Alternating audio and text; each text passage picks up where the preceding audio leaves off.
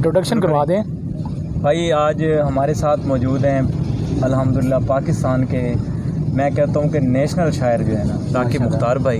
इनकी ये मेहरबानी है कि इन्होंने हमें मुलाकात का शर्फ बख्शा। आज हमारे साथ मौजूद है राकिब भाई।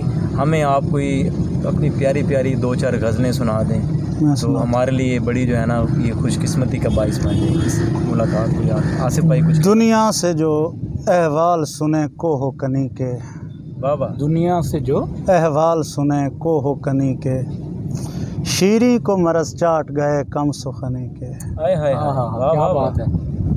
और ताउम्र बहारों से वो महरूम रहेंगे, क्या कहने, जो फूल मुखालिफ हैं तेरी गुल बदनी के। हाय हाय हाय ताउम्र बहारों से वो महरूम रहेंगे, क्या कहने, जो फूल मुखालिफ हैं तेरी गुल बदनी के। क्या बात है। जब भूख ने इंसान को चबा कर परे फेंका, जब भूख ने इंसान को चबा कर परे फेंका, तब दर ही मुकफ़ल थे तेरे शहर गनी के। हाय हाय हाय क्या बात क्या है। कहने, वाह वाह वाह। जब भूख ने इंसान को चबा कर परे फेंका, तब दर ही मुकफ़ल थे तेरे शहर गनी के। क्या बात। ये लश्करी काजल भी लगाते हैं इसी से, हाय ये लश्करी काजल भी लगाते हैं इसी से।